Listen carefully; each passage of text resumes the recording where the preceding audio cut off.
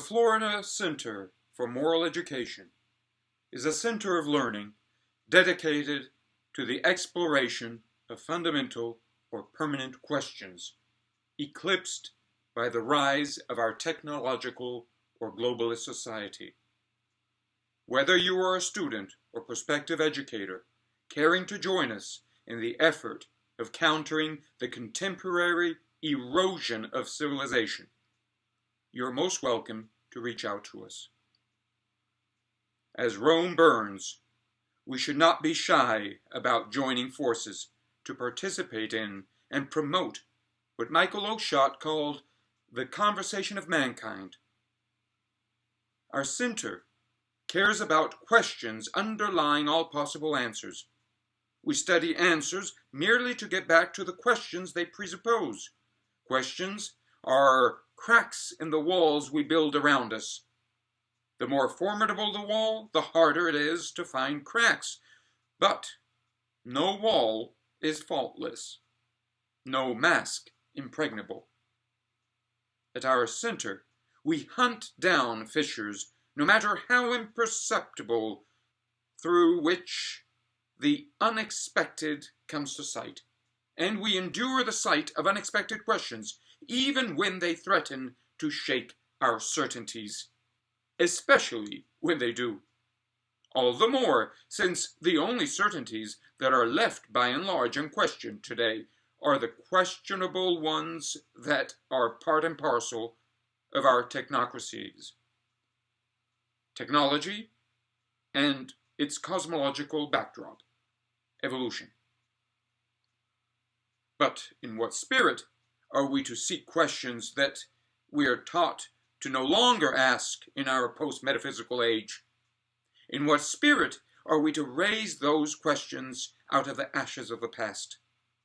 In a non-mechanical, decisively non-technological manner, aiming at replacing the wall of metaphysical silence characterizing our daily lives with a garden hedge, a delicate boundary that allows ethics and metaphysics to remain good friends, to speak and listen to each other. What do we reason for?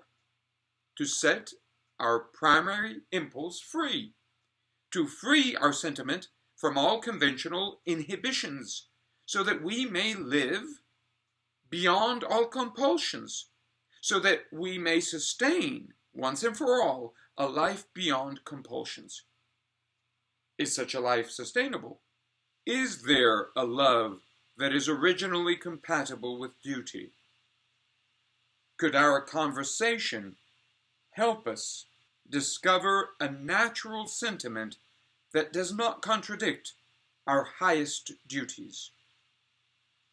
Could reason itself, our investigation of questions, our exploration of what is behind all masks, discover itself rooted in the very source of our feelings, called by that very source to save our sentiment from falling prey to alien voices, distorted echoes of a higher calling?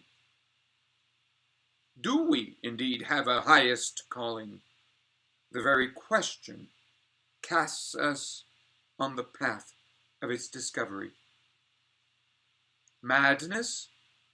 The ancients called it divine, even as its worst detractors, its false friends, denied the common man all access to it.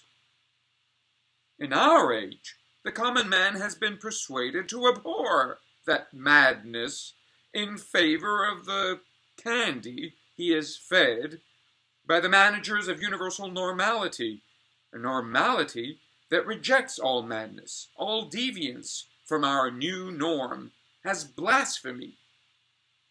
The new norm postures as our new God, as it sells us entertainment as tokens of salvation, even as salvation is projected asymptomatically into a future that we will never cease dying for.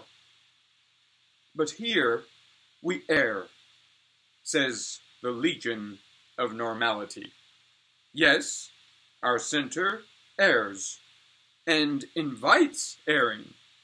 Above all, erring in the face of the new normal, erring as exploration of untrodden or no longer trodden paths, paths leading us astray in the eyes of the imperative to assimilate, to integrate, to adapt, to conform to an order that takes itself for granted, that denies the transcendence of its origin, that sees or wants to see itself as born directly out of eternity, without question.